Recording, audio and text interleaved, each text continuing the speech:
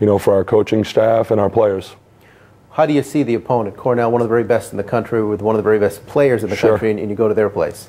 It's not going to be easy, but we were saying to our guys today, before practice, I think our guys are competitors, and we love a challenge. We think we have a strong game plan, and I think if we go there and we execute for 60 minutes, I think people are going to be pleasantly surprised by the type of performance we can put on.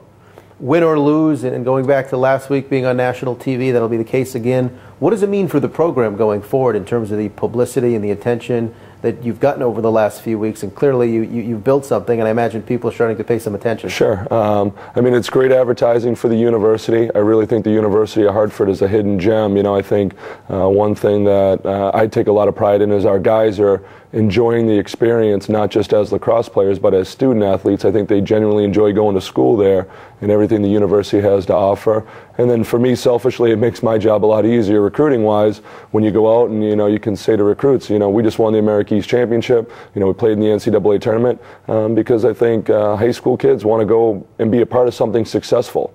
So I think it's very appealing, when we're going to be out there talking to prospects here in the near future. Thank you, Coach. Thank you. He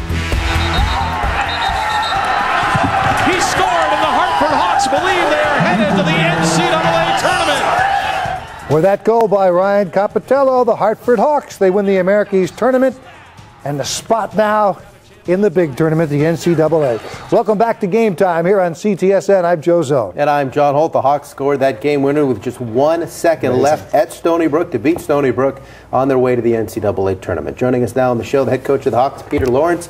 He is joined by the hero from that game, Ryan Compitello, who scored the game winner. And guys, you, no pun intended with the Hawks, but you must be just soaring, flying high since that victory. We definitely are.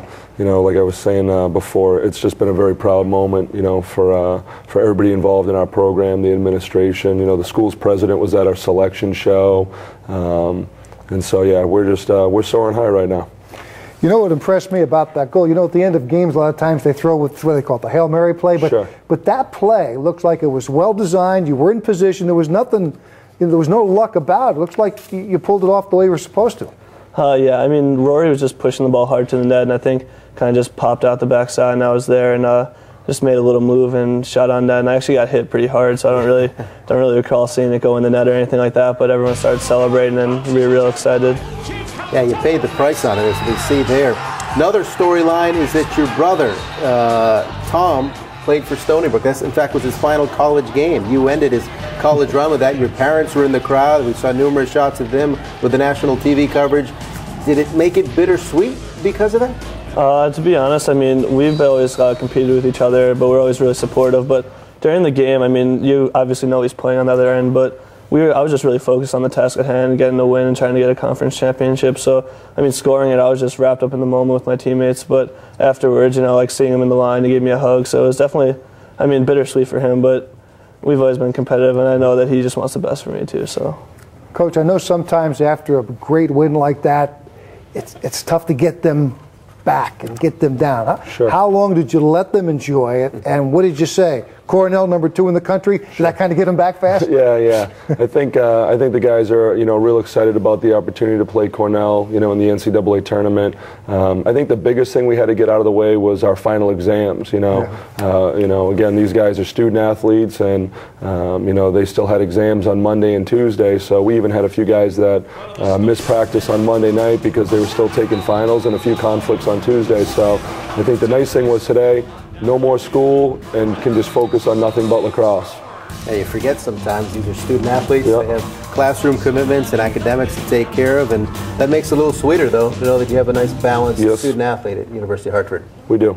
Ryan is, I think, one that's very exemplary of that. I think Ryan has about a 3.8, GPA. Wow. We were talking in the car right over here. He's actually will graduate in 3 years, and next year, as his senior year, will still be here, play lacrosse. He's going to be working on his MBA. Excellent.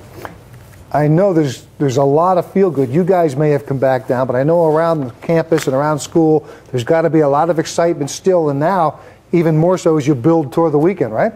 Yeah, I mean, when we got back from the game, everyone was really excited. We have a lot of friends and stuff, a lot of fans that really support us, support our program throughout the whole year. So we got back, we kind of saw everyone there all really excited for us. But yeah, now we're kind of getting back and trying to focus, and everyone's trying to just focus on Cornell and what we got to do to win this weekend.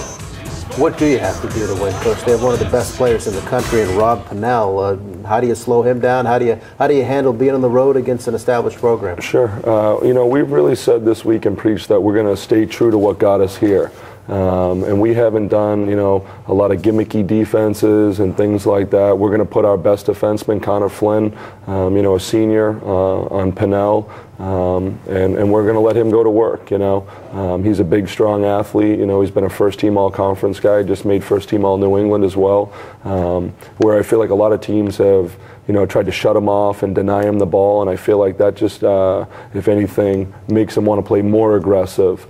And then we feel like they're a team that has, you know, some strengths in certain areas, and then some weaknesses. And we feel like where their weaknesses are, those might be some of our strengths. You know, Tim Fallon's one of the best face-off guys in the country, and he was unbelievable against Stony Brook. And you know, that's probably one of their weaknesses is their face-off game. And so we feel like if we can get extra possessions there and really make them play more defense than they're accustomed to, you know, that ball possession and time of possession we feel like is going to be critical for us. And then, you know, they try and pressure teams, and we feel like we're going to try and return that favor, and we're going to try and pressure them equally as much and really not back down from the fight.